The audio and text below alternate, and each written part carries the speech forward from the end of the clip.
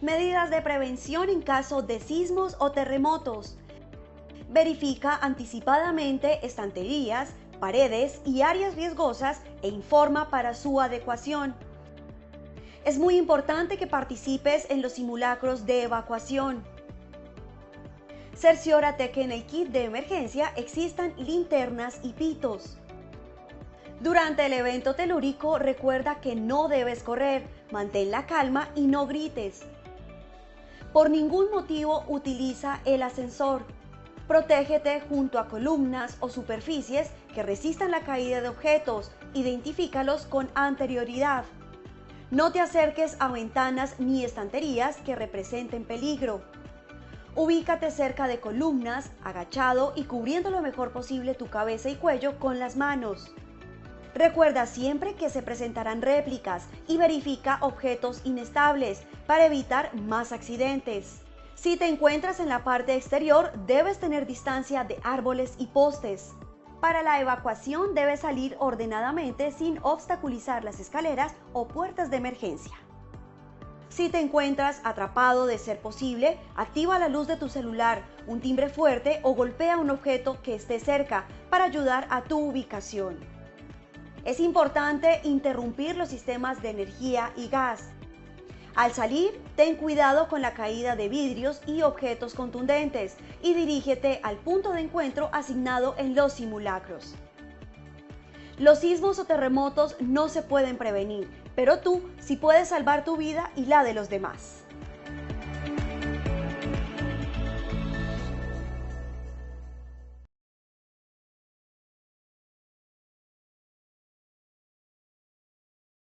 Muy buenos días para todos nuestros asistentes. Reciban un cordial saludo desde Positiva Compañía de Seguros y Positiva Educa.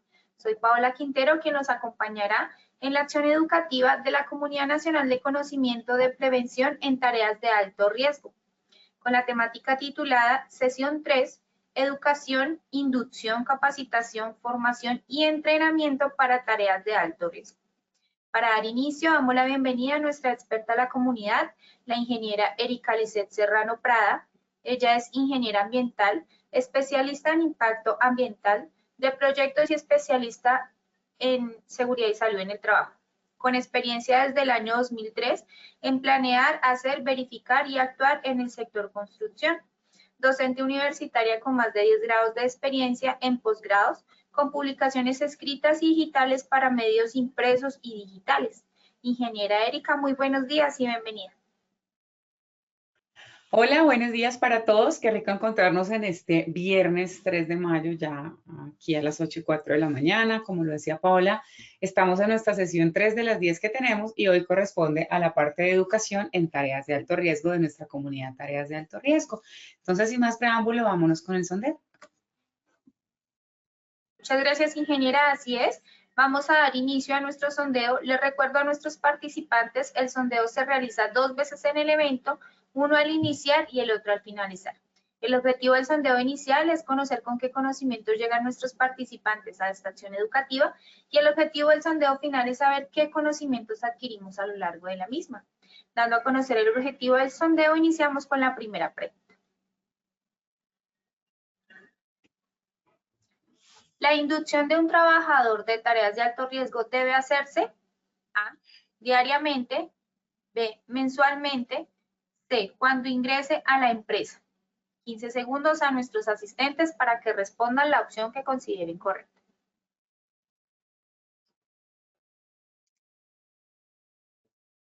Estos son los resultados de nuestra primera pregunta. A, diariamente 23%, B, mensualmente 9%, C, cuando ingrese a la empresa 68%. Continuamos con nuestra segunda pregunta de este sondeo inicial.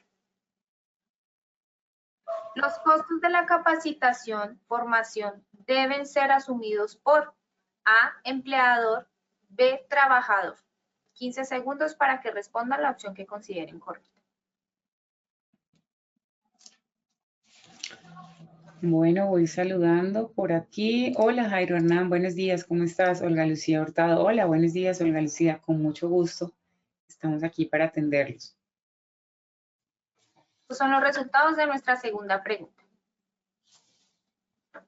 A, empleador 100%, B, trabajador 0%. Continuamos con nuestra tercera y última pregunta. ¿Se puede certificar un trabajador por competencia laboral? A, sí, B, no. 15 segundos para que respondan la opción que consideren correcta.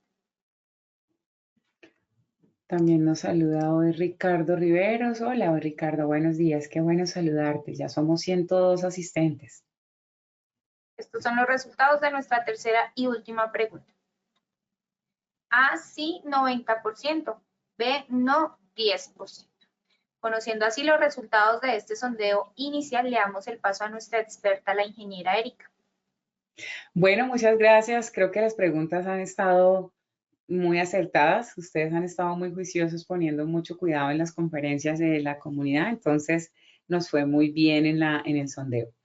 Bueno, vamos hoy como objetivo general a definir criterios prácticos para identificar, evaluar y analizar la educación para tareas de alto riesgo. Cuando hablamos de educación, hablamos del paquete completo a lo que está relacionado la inducción, las capacitaciones, la formación y entrenamiento.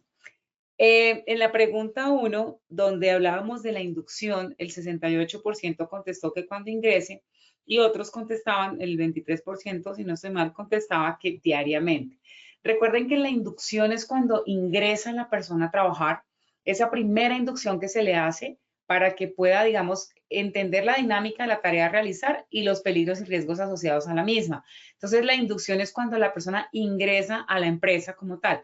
Ya diariamente se hacen charlas, se hacen capacitaciones o en ocasiones se hacen reinducciones cuando hay actos o condiciones subestándar que se detectan en la zona, entonces se hace como una reinducción. Pero para que lo tengan claro al final, la inducción se hace cuando ingrese por primera vez a la empresa, por decirlo así.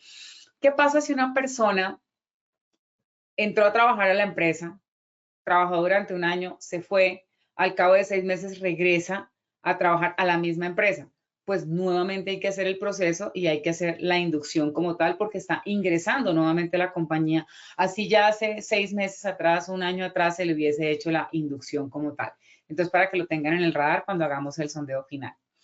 ¿Qué objetivos vamos a analizar en el día de hoy? Objetivos específicos, marco legal, requerimiento específico de marco legal y la estructura de las tareas de alto riesgo, de la implementación de la educación en tareas de alto riesgo. ¿Qué vamos a hacer al final? Vamos a coger todo ese marco legal y toda esa parte administrativa del marco legal específico, administrativa y técnica y armar una especie como de lista de chequeo de los temas que debemos dar de inducción, capacitación, entrenamiento y las charlas en las tareas de alto riesgo. Entonces vamos a desarrollar ese componente inicialmente, el marco legal.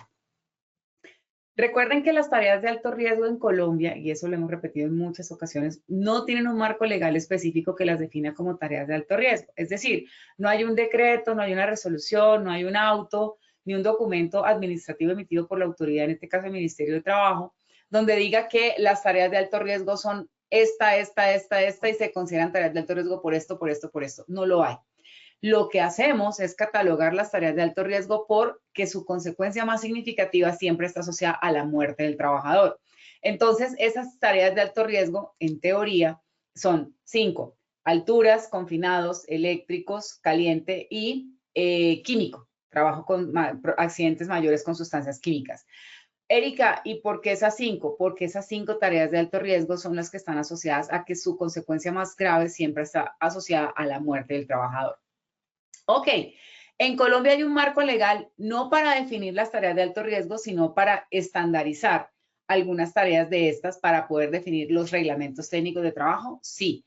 ¿Cuáles son? La resolución 5018 del 2019 que reglamenta todo el tema de alineamientos CSST en energía eléctrica, la resolución 491 del 2020 para espacios confinados, la resolución 4272 para el trabajo en alturas y el decreto 1347 para el programa de prevención de accidentes mayores, que estaría asociado al tema de sustancias químicas. Pero ojo, accidentes mayores, no estamos hablando de que es que tengo el jabón de la loza en la oficina y entonces me toca montar un programa de accidentes mayores porque tengo una sustancia química para lavar los platos. No, habla de accidentes mayores, una explosión que pueda volar todo el pueblo, la población, un Chernobyl, una explosión de una petrolera, de una planta de producción donde tenga acumulación o almacenado volúmenes significativos de sustancias químicas que puedan llegar a generar acabar con toda la planta o acabar, como les digo, con toda la población. A eso se hace relación en los accidentes mayores. ¿Qué hicimos nosotros como tal? Cogimos de todas estas tareas que están acá, estos reglamentos, esta normatividad, y cogimos de ahí cada capacitación o cada requerimiento de educación que pide o que exige y armamos uno al final para todas las tareas de alto riesgo. ¿Por qué?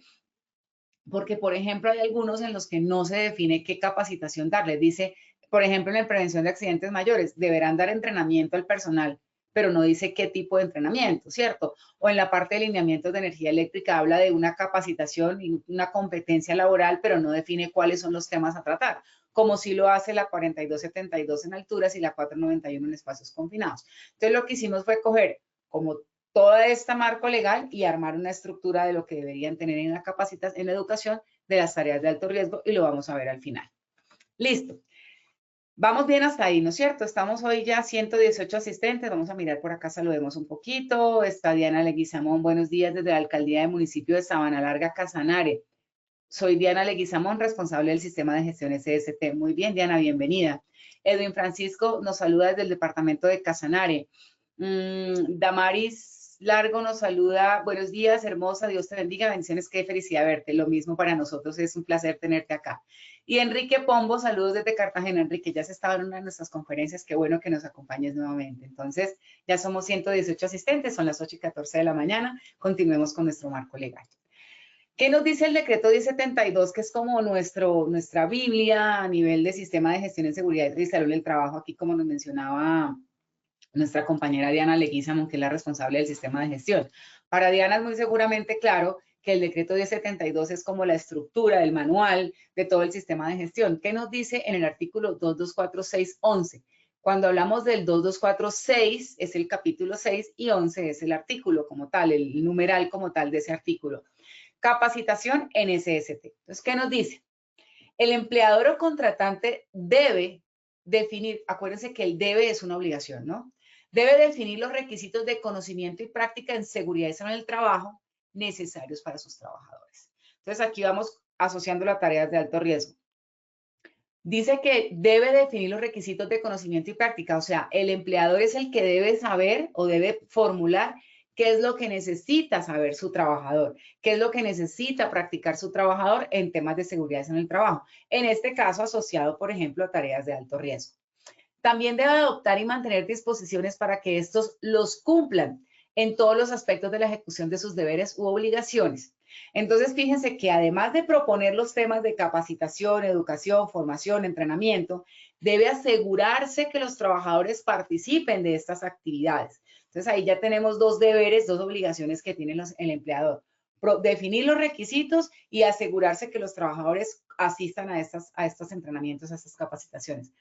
¿Todo con qué objetivo? Prevenir accidentes de trabajo y enfermedades laborales.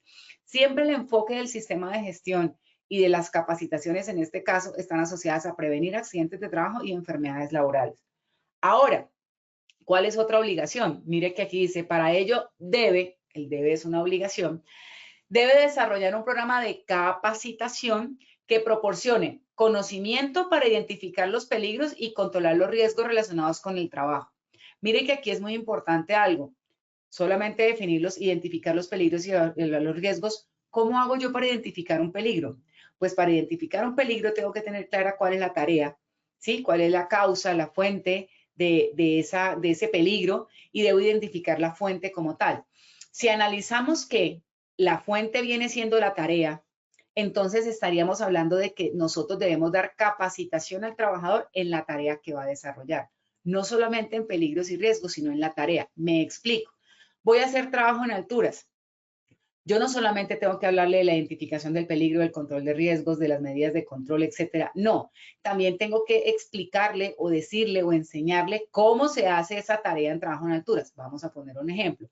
Vamos a pintar una fachada y esa fachada es trabajo en alturas. Entonces yo me tengo que asegurar que el trabajador tiene claro el conocimiento de cómo pintar, y además cómo pintar en alturas, porque no es lo mismo pintar en el piso, a nivel de piso, que pintar en alturas. Entonces es muy importante que nos aseguremos que el trabajador tiene claro cómo desarrollar su tarea. Muchas veces asumimos que porque el trabajador dice ser ayudante, dice ser oficial o dice ser maestro, no nos aseguramos que él tiene claro, estoy hablando obviamente para el sector construcción, pero en otros sectores dice auxiliar o dice administrativo o operativo o un apoyo, pero no nos aseguramos que la persona tiene clara la tarea a realizar. Si no tiene clara la tarea a realizar, muy seguramente no va a tener claros los peligros y los riesgos. Entonces, ojo con eso. Hacerlo extensivo a todos los niveles de la organización, incluyendo trabajadores. Aquí en algo importante, mire el deber. Trabajadores dependientes, contratistas, trabajadores cooperados y los trabajadores en misión. O sea, esto le aplica a todo el personal que brinde un servicio o demande una labor para la empresa contratante. ¿Sí? Entonces, yo no solamente voy a capacitar a mis trabajadores, tengo que capacitar a mis contratistas. Incluso, dice acá, a los contratistas, trabajadores cooperados y trabajadores en misión. Incluso yo recomendaría hasta los proveedores, porque voy a poner un ejemplo. Estamos en una obra civil y mi proveedor es una concretera. Yo tengo que darle la información a la concretera de cómo debe llegar a mi obra, a qué horas debe llegar, por qué puerta debe entrar, dónde hacer el vaciado del concreto para poder hacer la actividad y la fundida. Porque si no lo conoce, podemos llegar a tener accidentes por no coordinar o por no planear bien la tarea. Entonces, mire que también es importante tener en cuenta a los proveedores, por sentido común, no porque la norma lo exija, ¿ok? Además dice que debe estar documentado, o sea, debe haber un registro fotográfico. ¿Yo qué recomiendo? Si es fotográfico, que sea fechado, para que tengamos ese soporte mucho más claro. Registros de asistencia. Ahora, ¿qué pasa? Tengo 30 trabajadores y asisten 10. No estoy yéndome a la primera parte donde dice que adoptar disposiciones para que estos los cumplan en todos los aspectos, para que participen en todos los aspectos que tienen que ver con las capacitaciones y la formación y el entrenamiento. Y además dice, debe ser impartido por personal idóneo conforme a la normatividad vigente. Mire que aquí hay algo interesante. ¿Quién da las charlas de seguridad? Bueno, el HCE, el inspector, el de seguridad industrial, seguridad en el trabajo, la señora de la recepción, la señora que apoya con los servicios generales, la directora administrativa. Eso dependerá del tema en el que vayamos a trabajar. Pero en este caso, como estamos hablando de tareas de alto riesgo, digamos que hay algunas que están reglamentadas, como por ejemplo que tengan coordinador de alturas o supervisor de espacios confinados, quienes podrían ser el personal idóneo para dar las capacitaciones que corresponda a las charlas o a las inducciones, por ejemplo, pero no son los idóneos para dar la capacitación que certifica el trabajador. En este caso habría que hacerlo a través de un centro de entrenamiento. Entonces esa idoneidad la debe definir el empleador cuando haga su programa de capacitación. Debe definir el tema y quién es el idóneo para definir ese tema, impartir ese tema a sus trabajadores, contratistas, cooperados y trabajadores en misión. ¿Qué es importante tener en cuenta? Yo sé que al principio es un poquito ladrilludo porque es teoría, pero ya vamos a ver digamos como una fotografía y un video donde vamos a aplicar un poquito el desarrollo de la conferencia. Ya somos 146 asistentes. Bueno, es por acá Enrique Pombo nos saluda desde Cartagena. Enrique, ya te hemos saludado. Marta Lucía, hola Marta Lucía Ortiz, muy juiciosa siempre de estar con nosotros. Andrea Valderrama desde Salinas Casanare. Damaris Largo, hola, buenos días, ¿cómo está? Qué felicidad verte, igual a mí me parece interesante, bueno, no verte, pero sí saber que estás con nosotros. Diana Leguizamón nos hace una pregunta. Si es un contrato por OPS, prestación de servicios, el empleador está obligado a pagar nuestras capacitaciones en tareas de alto riesgo. Ojo, lo acabamos de mencionar, creo que de pronto me hiciste la pregunta antes de que entráramos en este aspecto. ¿Qué es lo que pasa con los trabajadores de prestación de servicios? Se supone que no tienen un vínculo, un vínculo contractual directo, sino indirecto porque es una prestación del servicio, por decirlo así. No soy la más experta en esos temas administrativos de los contratos, pero digamos que en este caso, para tareas de alto riesgo, vamos a basarnos en lo que está establecido en el 1295, que son las actividades, los niveles de riesgo más altos, que son 4 y 5. Si hablamos de tareas de alto riesgo, estamos hablando de que son de nivel de riesgo 5. Y cuando hablamos de nivel de riesgo 5, la empresa contratante es la que afilia al trabajador.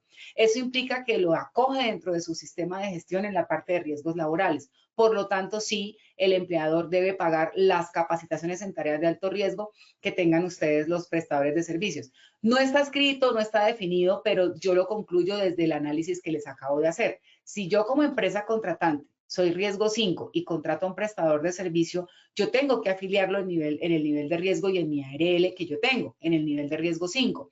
Por lo tanto, yo debo cubrir todas las necesidades que corresponda a este nivel de riesgo. Ahora, puede pasar que haya un acuerdo comercial en el que, por ejemplo, yo te voy a pagar 500,000 pesos por esta actividad, pero te voy a pagar 1,000,000 porque tú vas a traer tu curso, tu certificación, tu capacitación, tu equipo, etcétera. Eso lo pueden hacer, sí lo pueden hacer, pero la recomendación es que el empleador es el que debe asumir y suministrar para asegurarse que su trabajador en prestación de servicio cumpla con los lineamientos establecidos por la empresa. Es la recomendación. Espero, Diana, haber dado respuesta a tu pregunta. Alexis, buenos días desde Medellín. David Bastidas, responsable del sistema de gestión de SST de la Policía Metropolitana de Bogotá.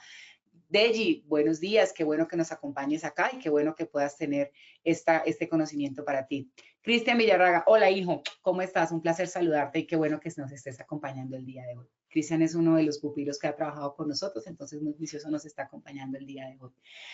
Ok, ¿qué es importante tener en cuenta? El programa de capacitación en seguridad en el trabajo debe ser revisado mínimo una vez al año, con la participación del COPAS o vigía, la alta dirección de la empresa, con el fin de identificar las acciones de mejora. No, es que yo tengo un programa de capacitación donde yo lo implemento y ese es el que el que yo diseñé y voy a implementar durante todo este tiempo de que dure la empresa. Ojo con esto. Recuerden que el sistema de gestión se debe revisar anualmente. Entonces, una de las obligaciones es revisar el programa de capacitación.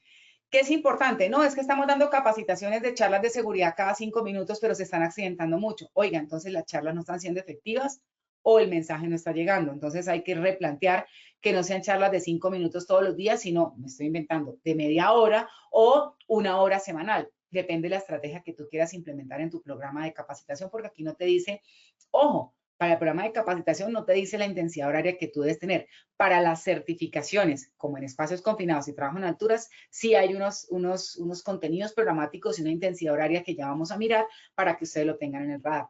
Pero es importante que participe el COPAS. Miren la función tan importante que tiene el COPAS y muchas veces el COPAS no lo aprovechamos. El COPAS lo tenemos para que se reúnan una vez a la semana, hacemos una vez a la semana, una vez al mes, hacemos el acta y se fue. Y ojo con eso, el COPAS tiene funciones como las de inspecciones, participación en la investigación de accidentes de trabajo y mire, revisar el programa de capacitación. Entonces es importante que dejen el registro de esto. En la revisión gerencial puede ser donde hagan un punto que se llame revisión del programa de capacitación, participa la gerencia y el COPAS se revisa. Si está bien y está funcionando, pues no se modifica lo que está funcionando, pues se deja como está. Pero si vemos que hay mucha accidentalidad, que hay muchos incidentes, que hay enfermedades laborales, significa que nuestro programa de capacitación, entre otros aspectos, puede que no esté funcionando, no esté siendo tan robusto, no esté siendo tan efectivo y eso haga que tengamos que modificar. Ahora, el empleador proporcionará a todo trabajador que ingrese por primera vez a la empresa, independientemente de su forma de contratación y vinculación y de manera previa al inicio de sus labores, una inducción en los aspectos generales y específicos de las actividades a realizar, que incluya, entre otros, la identificación y el control de peligros y riesgos en su trabajo y la prevención de accidentes y enfermedades laborales. Dianita, creo que acá también te contesto un poco tu pregunta. Mire que al nivel de inducción es obligatorio hacerlo para cualquier trabajador independientemente de su vinculación.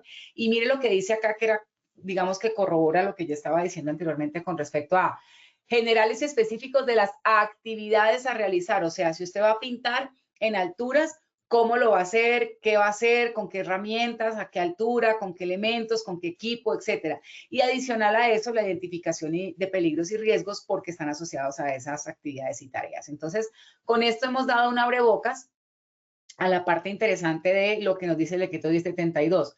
Es importante también mantener disponibles los registros, es importante que el plan de capacitación anual de los trabajadores se revise en la evaluación inicial del sistema de gestión, o sea que cada año, como lo estamos mencionando, se debe revisar. Entonces, es importante que tengamos en cuenta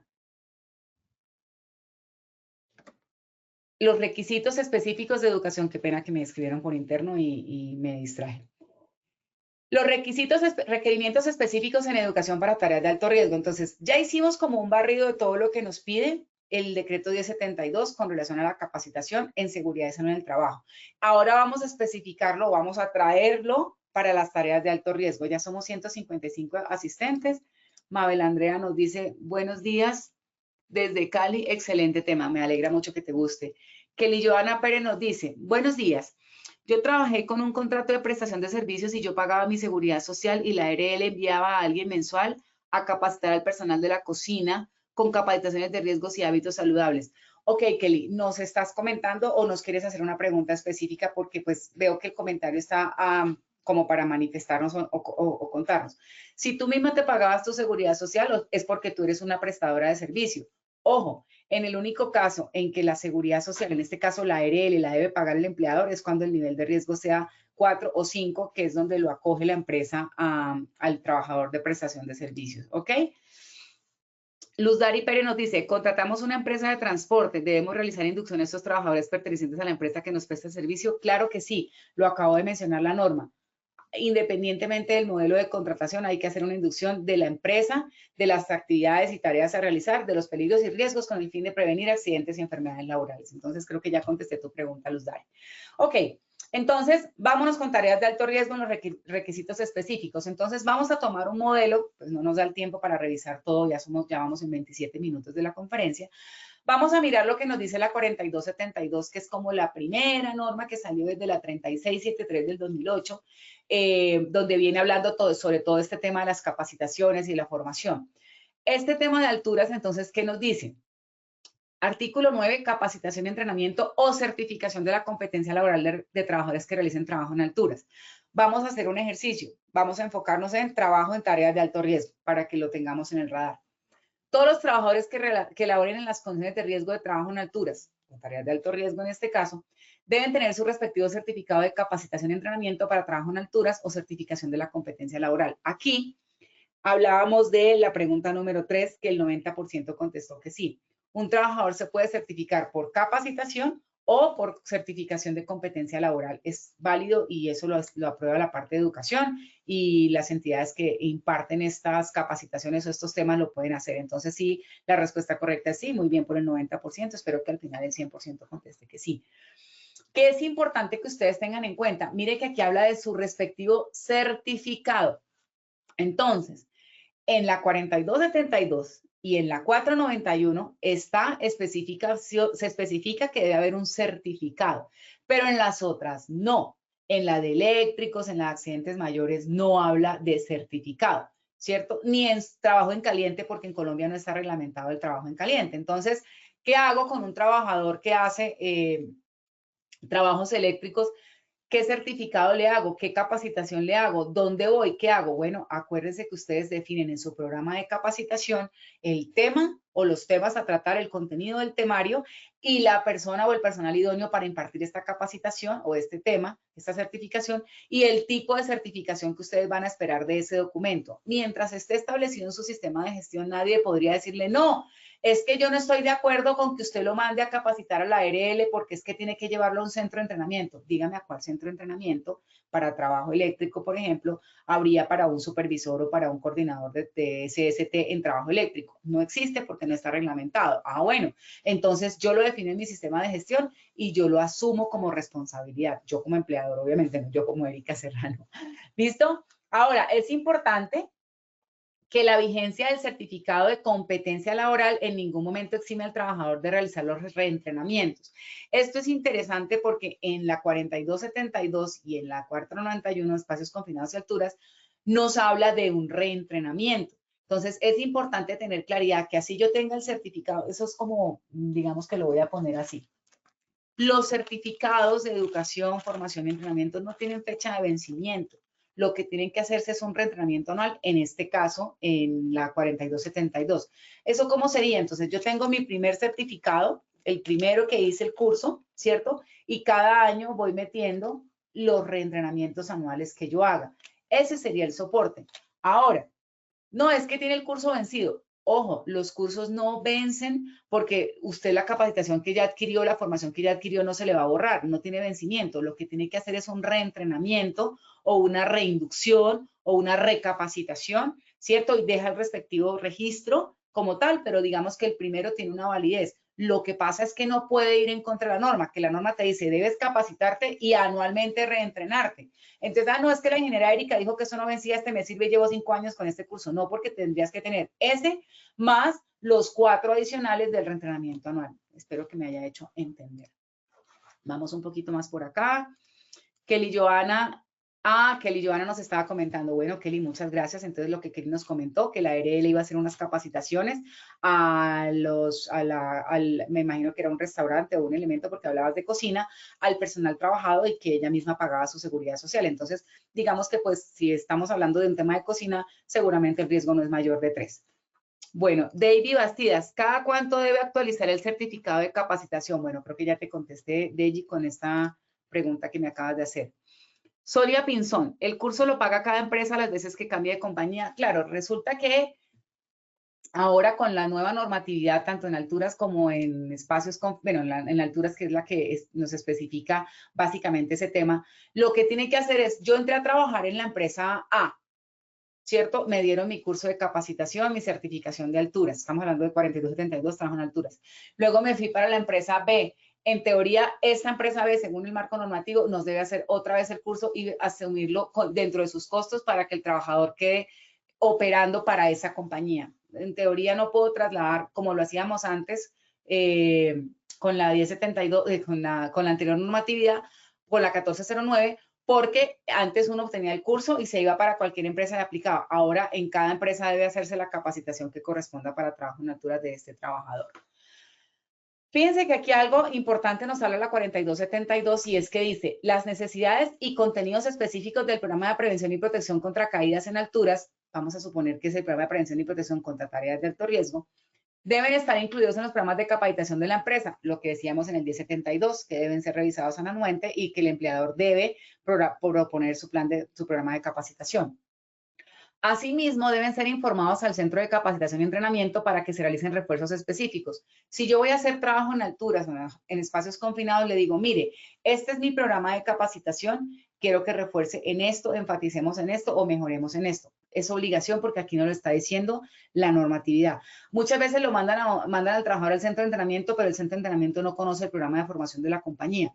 Digamos que ahí también podría haber una falla del centro de entrenamiento, porque el centro de entrenamiento es como cuando uno en la parte médica va a hacer el profesiograma. ¿Qué pide el médico para hacer el profesiograma? La matriz de peligros, para alimentar su profesiograma. En este caso, el centro de entrenamiento tiene unos contenidos programáticos ya diseñados y son estandarizados porque son los que le aprueba el ministerio, eso no lo vamos a discutir, pero debería pedir el programa de capacitación de la empresa para saber la empresa en qué está trabajando y ellos en qué deben reforzar como tal para darle un enfoque a cada empresa como tal. De pronto no lo hagan porque como son varios trabajadores de diferentes empresas o diferentes sectores económicos que llegan a hacer el curso, pues de pronto es un poco más complejo, pero la empresa debería cumplir con ese requisito que le pide la norma y es enviarle el programa de capacitación para que el centro de entrenamiento lo tenga en cuenta. Vamos a poner un ejemplo acá de lo que nos dice la normatividad. Entonces, por ejemplo, para trabajo en alturas, los jefes de áreas, mínimo 8 horas. El trabajador autorizado, es decir, el que hace el trabajo en alturas, mínimo 32 horas. El coordinador de trabajo en alturas, mínimo 80 horas. Y el entrenador en trabajo en alturas, mínimo 130 horas. Fíjense que para, por ejemplo, trabajo en caliente o, por ejemplo, la parte eléctrica o, por ejemplo, la parte de riesgo, accidentes mayores como tareas de alto riesgo, en SST no tiene definido así esta estructura como si lo tiene la 4272. ¿Cuál es la recomendación? Que ustedes diseñen un programa de capacitación que, como es una tarea de alto riesgo, trabajo en alturas y las otras también, pues se pueden guiar con esta 4272 o con la 491, que son las que reglamentan los horarios y la intensidad horaria y los contenidos programáticos para hacer su programa de capacitación en las tareas de alto riesgo. ¿Qué es importante?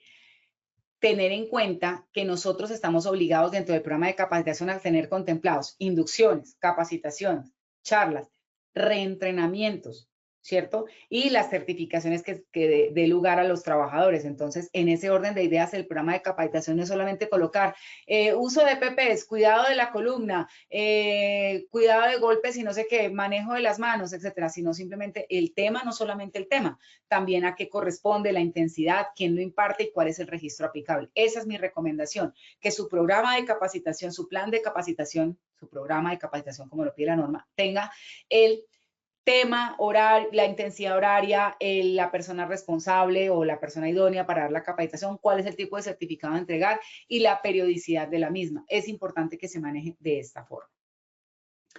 Ahora, mire lo que decía aquí en lo importante en el tema de reentrenamiento. Aplíquenlo para las tareas de alto riesgo como tal, o sea, para todas. Mire que aquí habla del reentrenamiento, no será otro nivel de formación, pero sí un requisito del empleador para mantener activos a los trabajadores que se desempeñan en trabajo en alturas. ¿Ok? ¿Qué es importante? El reentrenamiento se realizará cuando se dé alguna de las siguientes condiciones. Cuando cambien las condiciones técnicas, tecnológicas o labores del trabajador o cuando dentro de la empresa donde labora cambie. Su actividad de trabajo en alturas. Era soldador, ahora pasa a ser pintor. Ahí cambia la actividad, hace el mismo trabajo en alturas, pero la actividad cambia de soldar a pintar. Ahí debo hacer un reentrenamiento.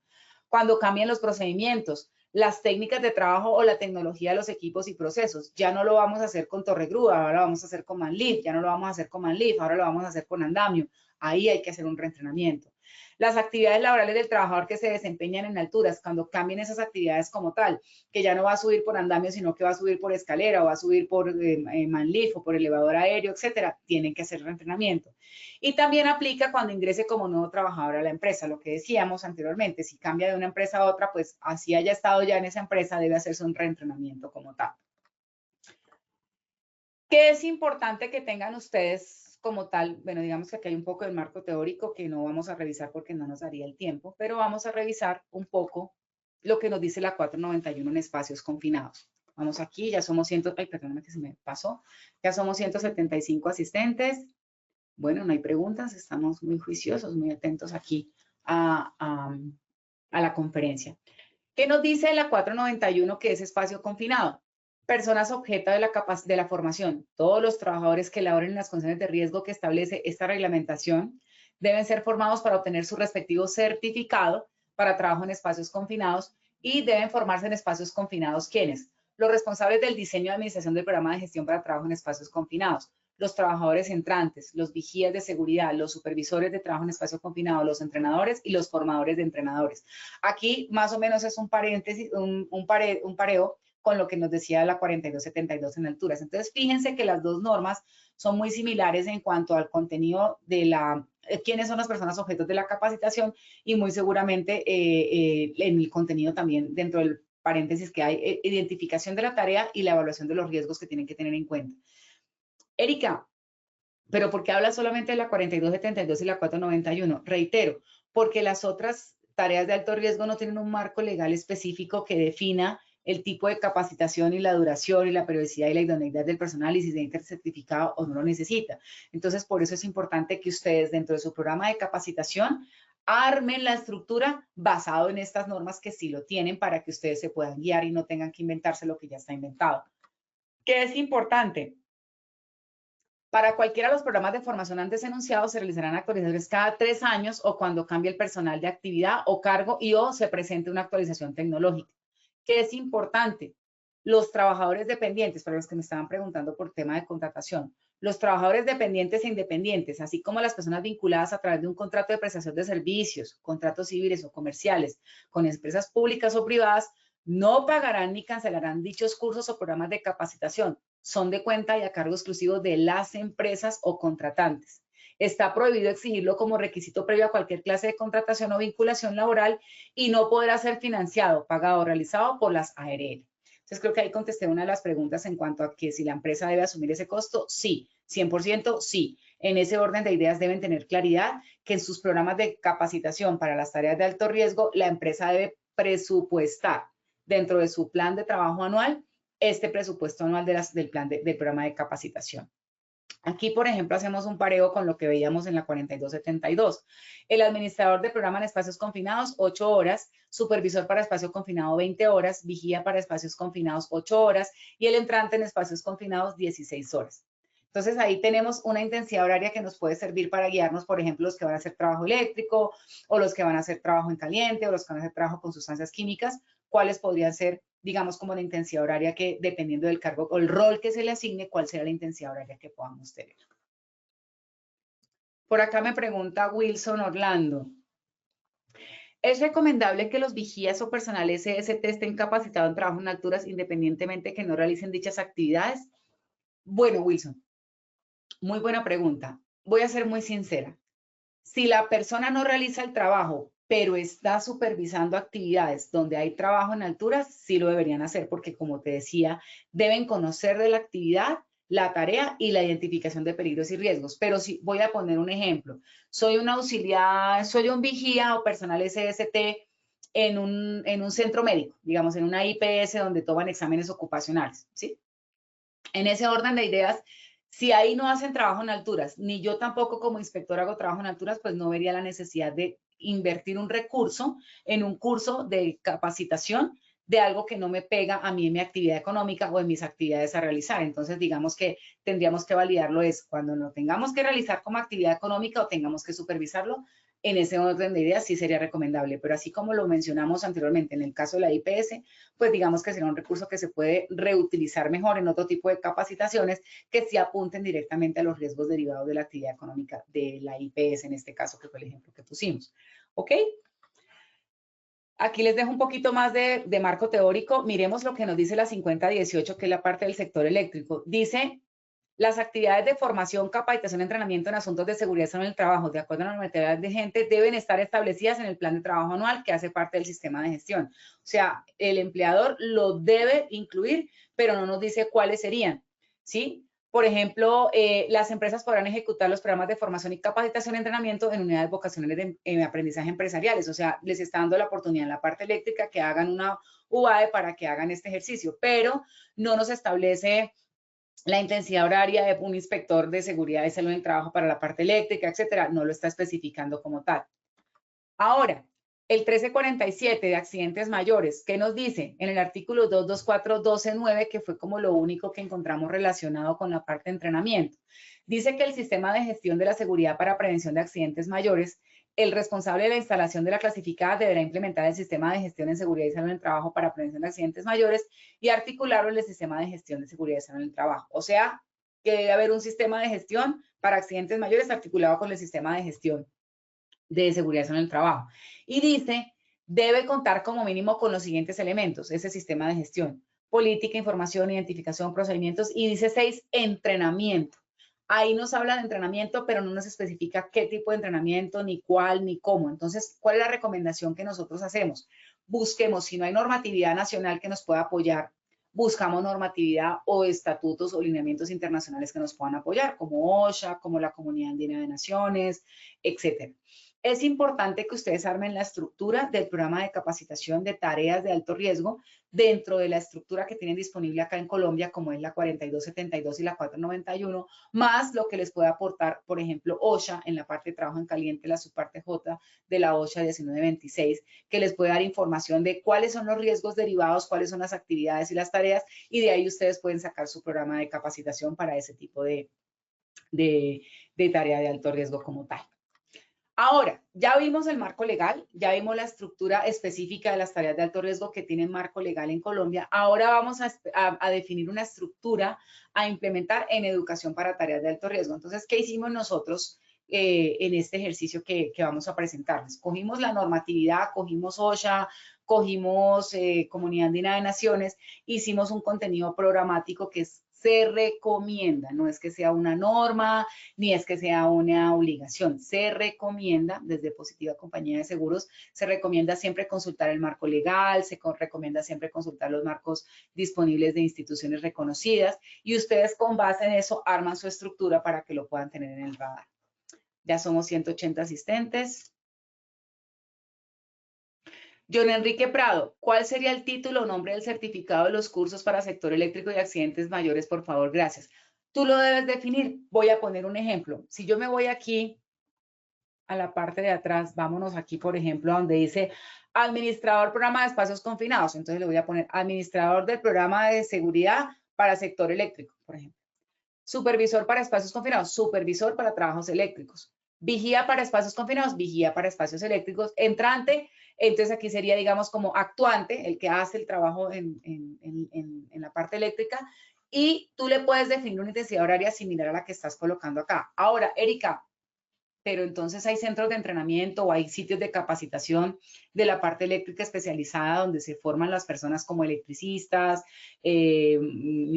personas que manejan técnicos o tecnólogos en la parte electricista. Claro, yo no estoy hablando que no se vaya a seguir esos lineamientos, lo que estoy diciendo es en la empresa donde uno trabaja, además de todas las capacitaciones y formaciones que usted le pueda dar dentro de esos externos como tal, ¿cómo hacemos nosotros para dentro de nuestro programa de capacitación incluir esas capacitaciones externas que estoy vinculando, como los centros de formación de la parte eléctrica, en este caso, por ejemplo, y lo que yo puedo hacer desde mi obra o desde mi empresa como tal?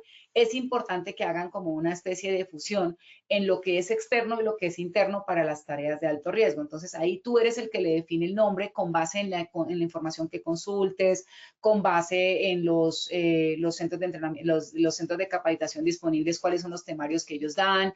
Voy a poner un ejemplo, en el SENA hay formación para electricistas, en el SENA hay formación para la parte del sector eléctrico, entonces uno se puede guiar o basar en los programas de formación del SENA, mandar a la persona al SENA, hacer los cursos, etcétera, y con base en eso yo ya coloco dentro de mi programa de capacitación. Supervisor de parte eléctrica, me estoy inventando porque no conozco el contenido programático específicamente que tienen para ese sector, pero sí es importante que lo asocien a su sistema de gestión en seguridad en el trabajo dentro de su programa de capacitación y entrenamiento. Espero haberte dado respuesta, John, a tu pregunta. Entonces, ya vamos en 46 minutos, 47, ¿ya? Entonces, aquí hay una recomendación de lo que yo como experta en la comunidad recomiendo para que ustedes tengan en cuenta en su programa de capacitación. Entonces, de capacitación para tareas de alto riesgo. Entonces, un tema importante que debemos, dame un segundo para coger impulso.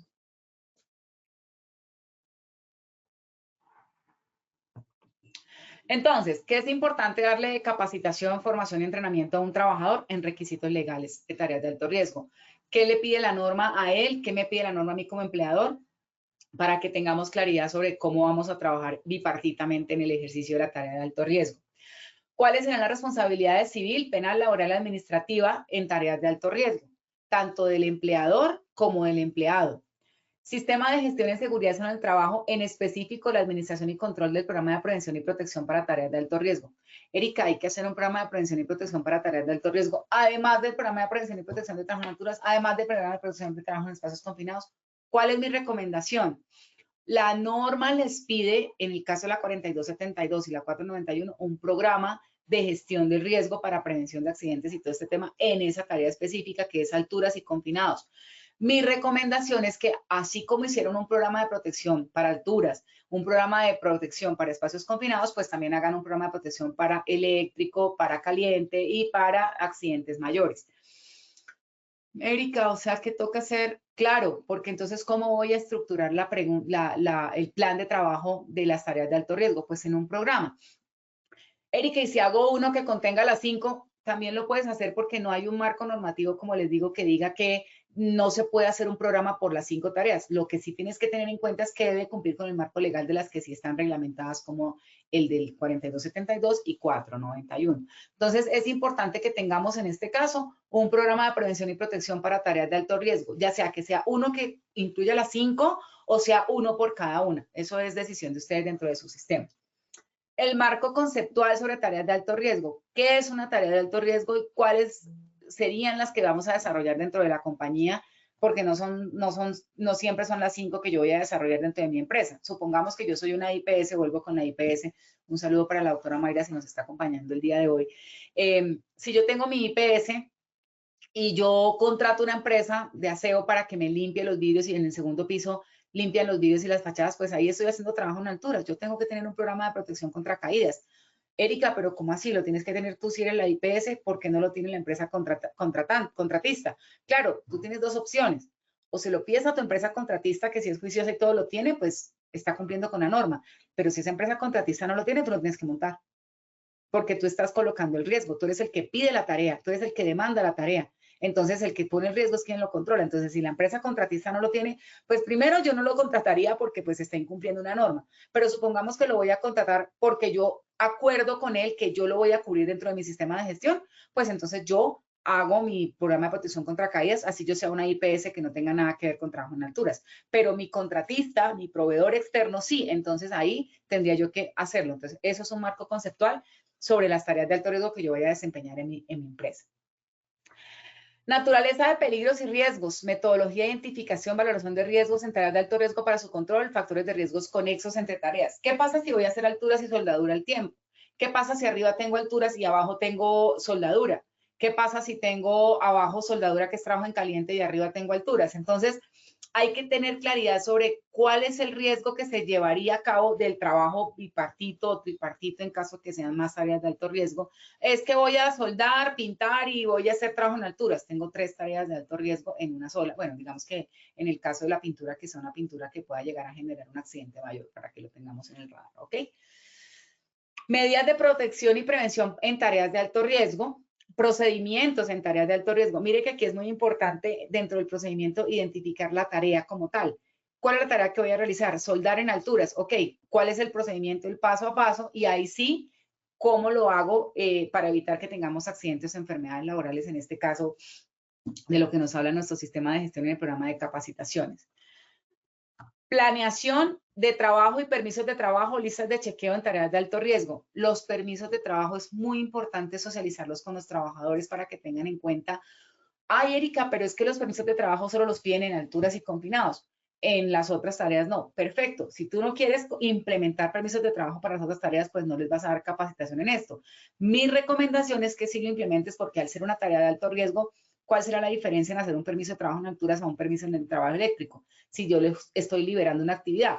Ah, es que voy a aplicar las 5 reglas de oro. Bueno, entonces aplica las 5 reglas de oro en una lista de chequeo y ahí se vuelve tu permiso de trabajo, por ejemplo, o tu ATS. Entonces es importante que lo tengas en el radar. Vuelvo e insisto, lo que estamos haciendo acá es basarnos en la 491 y en la 4272 y en lo que dice OSHA y en lo que dice la Comunidad Andina de Naciones para crear un contenido programático en la educación para tareas de alto riesgo.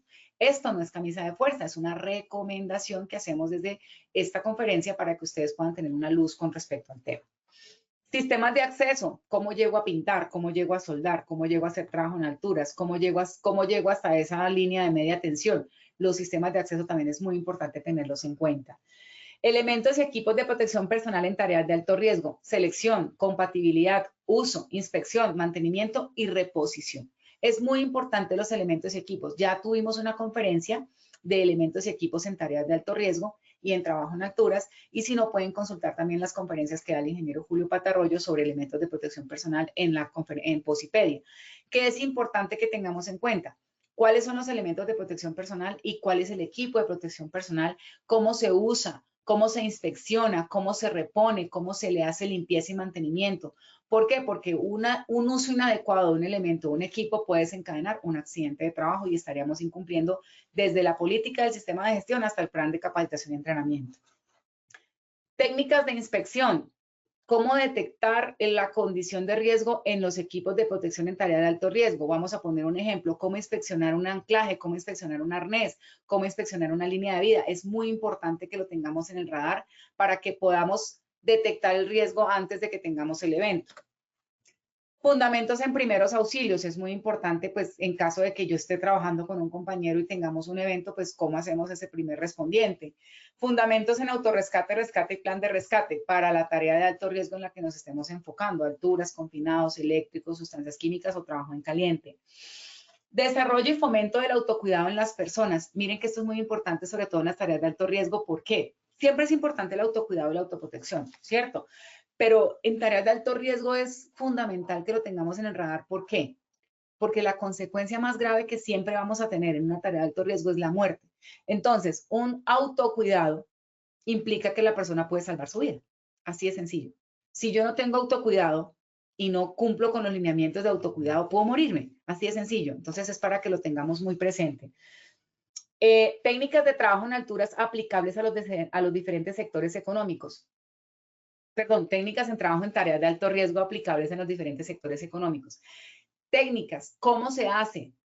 ¿Cómo se desarrolla? ¿Cómo hago para pintar soldar y hacer trabajo en alturas con el mismo equipo, con la misma persona, en la misma dimensión, con el mismo sistema de acceso, etcétera. Es cómo voy a desarrollar el cómo. Recuerden que nosotros en seguridad en el trabajo desarrollamos algo que se llama las 5W más 2H. ¿Qué, cómo, cuándo, dónde, por qué, para qué, quién, cuánto vale, etcétera? Y eso nos representa una ayuda incalculable en el análisis de una condición, en una pregunta que tengamos que hacernos. Entonces aquí las técnicas de trabajo en alturas aplicables es cómo lo haría uno de la mejor manera. No es enseñarle al trabajador a hacerlo como tal, sino hacerlo con él. ¿Cómo lo hace usted? Y yo, ¿cómo le puedo mejorar su condición para que usted no vaya a tener un accidente? Es así de sencillo. Efectos en el organismo de las tareas de alto riesgo. ¿Qué puede pasar? Por ejemplo, en una caída. ¿Qué puede pasar si no tiene el absorbedor de energía? ¿Cuál es el impacto que va a recibir el cuerpo si sufre más de 1.800 libras de impacto en una caída? ¿Sí? ¿Qué puede pasar si no utiliza el elemento de protección personal para gases y vapores o humos metálicos y no metálicos en el caso del corte y la soldadura? Es importante que lo mencionemos también. Comunicación asertiva y manejo del tiempo. Esto me pareció importante incluirlo porque a veces asumimos que el trabajador le quedó claro lo que yo le dije en la capacitación, en la inducción, y cuando vemos que está haciendo la actividad, resulta que no le había quedado claro. Entonces, no asuma, asegúrese. Y es muy importante el tema del manejo del tiempo. No, es que lo voy a hacer rápido porque ya me voy a ir, y muchas veces los accidentes que más ocurren en tareas de alto riesgo es en el momentico en que ya nos vamos a terminar la tarea, que ya nos vamos a ir y hagamos esto rapidito. Ahí es donde tenemos el accidente, y acuérdense que un accidente en una tarea de alto riesgo, su consecuencia más grave siempre va a ser la muerte. Aspectos técnicos de las tareas a desarrollar. Me pareció importante incluirlo porque me parece súper fundamental que el trabajador sepa cuál es la tarea que está desarrollando. Voy a poner un ejemplo. Si yo voy a analizar los riesgos de las quemaduras derivadas de una panadería, pues yo tengo que aprender a hacer pan para poder entender el proceso, cómo es, cómo lo amasa, cómo entra al horno, cómo sale del horno, cómo se pone a refrigerar o cómo se pone a enfriar, etcétera. Es importante que si usted va a hacer un trabajo en altura, se asegure que el trabajador lo tenga claro. Entonces, la persona, como lo decíamos ahorita, el que va a supervisar debe saber cómo se hace la tarea, y el que la va a ejecutar también, para que los dos hablen el mismo idioma y no tengamos inconvenientes en que es que no era así, es que yo no le dije, es que no me entendió. Entonces, eso nos parece muy importante. Y el manejo de conflictos. ¿Por qué? Porque en las tareas de alto riesgo muchas veces tenemos roces o tenemos choques entre las personas, porque yo, por ejemplo, en una obra civil vamos trabajando estructura, mampostería y pintura al mismo tiempo. Entonces es importante tener claridad con ese manejo del tiempo que habíamos hablado ahorita, quién va a hacer qué y cuáles son las medidas de control que vamos a establecer para tener actos y condiciones estándar. Entonces nos pareció importante incluir un tema de manejo de conflictos para que entre los trabajadores no vaya a haber ese tipo de conflictos, valga la redundancia, por el tema de terminar rápido, porque usted no me deja avanzar, o porque es que si usted no avanza yo no puedo avanzar. Nos pareció importante incluirlo. Entonces, muy bien, aquí ya tenemos las recomendaciones como tal. Nos quedan 2 minuticos, se nos fue mucho el tema en temas de teoría. Vamos a mirar este video y vamos a hacer un análisis de cuáles serían las capacitaciones que requeriría, para que por favor me contesten acá en el directo, cuáles serían los temas de lo que acabamos de ver que ustedes considerarían que necesitaría tener esta persona. El trabajador y el supervisor. O sea, el responsable de salud y seguridad en el trabajo.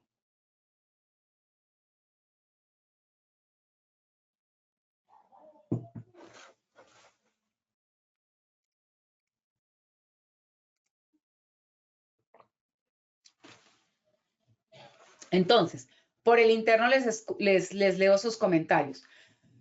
De los temas que vimos ahorita, de los temas que recomendamos ahorita, menciónenme de los que se les haya quedado, digamos, como en el radar, qué tipo de capacitación deberíamos tener acá. Yo les voy a mencionar, por ejemplo, una. Rescate y primeros auxilios. Eso es un tema que debería tener esta situación para poder tener dentro del programa de capacitación de esta empresa en esta situación. Mencionen ustedes algunos mientras yo voy aquí leyendo un poco. Mabel Andrea nos dice, para ser coordinador de alturas, antes debo tener el curso de alturas, o sea, siendo CISO debo obligatoriamente tener el curso de alturas. Ojo, tú no necesitas el predecesor para el sucesor, me explico. Para ser coordinador no te obliga a tener el curso de autorizado, porque tú no vas a hacer trabajo en alturas, pero si tú eres el coordinador y además vas a hacer el trabajo, necesitas el de coordinador y el de autorizado, claro que sí. Deji Bastidas, ¿quién da el permiso de trabajo en alturas? El coordinador de trabajo en alturas es el que emite el permiso con el aval o con la firma de los trabajadores y el supervisor del área de trabajo.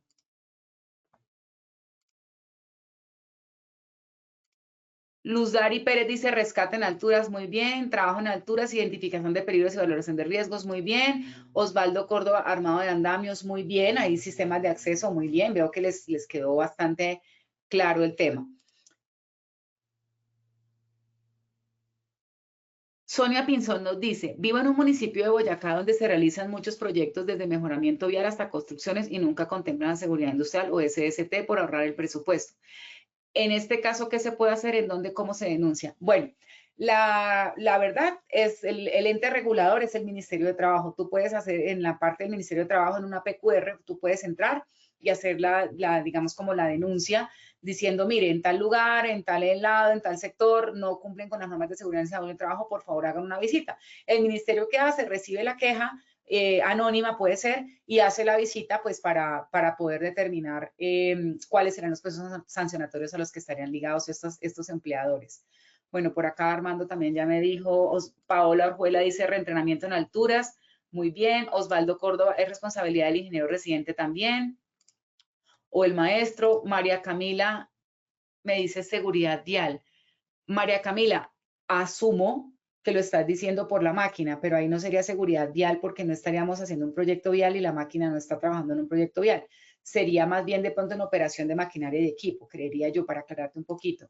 Jairo Hernán Collazos, planeación de trabajo. Osvaldo Córdoba, las responsabilidades de todos del proyecto, incluyendo los residentes civiles, arquitectos e ingenieros civiles. Claro que sí. Entonces, para cerrar y para concluir, es importante que en este tipo de situaciones, para que no se presenten accidentes de trabajo y enfermedades laborales, podamos prevenir a través de los programas de capacitación. Y los programas de capacitación son formulados o deben ser formulados por el empleador y divulgados a todos sus trabajadores independientemente del proceso de contratación. Muchas gracias a los 184 asistentes del día de hoy. Siento que nos faltó tiempo, pero bueno, seguiremos trabajando en las siguientes sesiones, vamos a desarrollar un poquito más. Y bueno, bienvenidos sean siempre ustedes aquí con Positiva Compañía de Seguros. Estamos atentos a sus comentarios y bueno, vámonos con el sondeo. Listo, Inge, muchas gracias. Así es, vamos a dar inicio a nuestro sondeo final. Primera pregunta. ¿La inducción de un trabajador de tareas de alto riesgo debe hacerse A, diariamente, B, mensualmente, C, cuando ingrese a la empresa? 15 segundos para que respondan la opción que consideren correcta.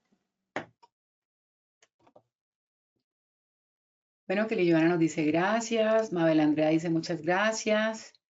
Gracias a ustedes por acompañarnos siempre y por estar tan atentos de nuestras comunidades. Estos son los resultados de nuestra primera pregunta. A, diariamente 5%, B, mensualmente 5%, C, cuando ingrese a la empresa 90%. Ingeniera, ¿cómo nos fue con esta primera pregunta? Muy bien, subimos del 68 al 90%, la respuesta correcta es cuando ingrese. Recuerden que la inducción es cuando ingrese, pero la reinducción, la capacitación, las charlas, etcétera, son a necesidad de acuerdo al programa de capacitación. Perfecto, Inge, muchas gracias. Continuamos. Los costos de la capacitación, formación deben ser asumidos por A, empleador, B, trabajador. 15 segundos para que respondan la opción que consideren correcta. Estos son los resultados de nuestra segunda pregunta. A, empleador 99%, B, trabajador 1%. Ingeniera, esta segunda pregunta, ¿cómo nos fue? Bueno, creo que a alguien se le fue mal el dedo cuando corrigió porque en el inicio habíamos dicho el 100% y efectivamente es el empleador 100%. Los costos, lo dice la normatividad, los costos deben ser asumidos por el empleador independientemente de la forma de contratación. Entonces, el 99% estamos en lo correcto. Listo, continuamos. Tercera y última pregunta. ¿Se puede certificar un trabajador por competencia laboral? A, sí, B, no. 15 segundos para que respondan la opción que consideren correcta. Estos son los resultados de la tercera pregunta. A, sí, 91%, B, no, 9%. Inge, ¿cómo nos fue con esta tercera pregunta? Muy bien, subimos del 90 al 91%, entonces efectivamente también se puede certificar un trabajador por competencias laborales lo define la resolución 4272 y la 491 como tal. En las otras, pues como les decía, no hay normatividad, pero ustedes lo pueden también validar con las entidades autorizadas por el Ministerio de Educación y Ministerio de Trabajo en este caso.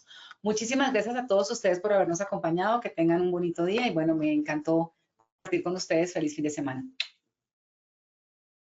Muchas gracias, ingeniera Erika, por tu intervención y por compartir con nosotros esta información tan valiosa de tu comunidad. Nos veremos en una próxima oportunidad. De igual forma, agradecemos a todos nuestros asistentes por su conectividad y participación. Los invitamos a conocer nuestro Centro Virtual de Enseñanza y Aprendizaje, Posipedia, www.posipedia.com.co, donde encontrarán todas nuestras comunidades de conocimiento y mucha más información para que sigan conectados con nuestro Plan Nacional Multimodal de Educación en Seguridad y Salud en el Trabajo. También queremos invitarlos a descubrir todas las acciones educativas que tenemos para ustedes en www.posipediatalleresweb.com o siguiéndonos por medio de nuestro canal de WhatsApp Positiva Educa. Pueden hacerlo escaneando el código QR que les aparece en pantalla o copiando el enlace desde su celular. Recuerden que el certificado de este evento web se generará para todos nuestros afiliados de 1 a 8 días hábiles después de terminada esta acción educativa y podrán acceder a él por medio de nuestro portal Posipedia en la sección Educa. Los dejamos con el siguiente audio coaching. Que tengan un excelente día.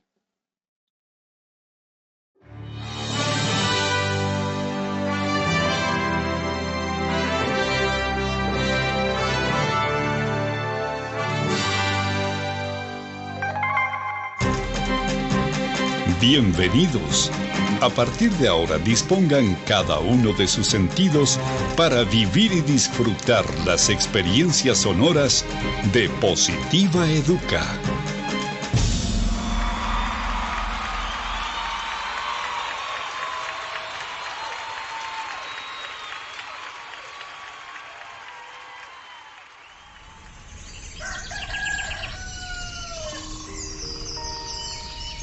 Llega un nuevo día. Abro mis ojos y la luz del sol me saluda alegre diciendo con todo el brillo de su voz que una nueva oportunidad ha comenzado para mí.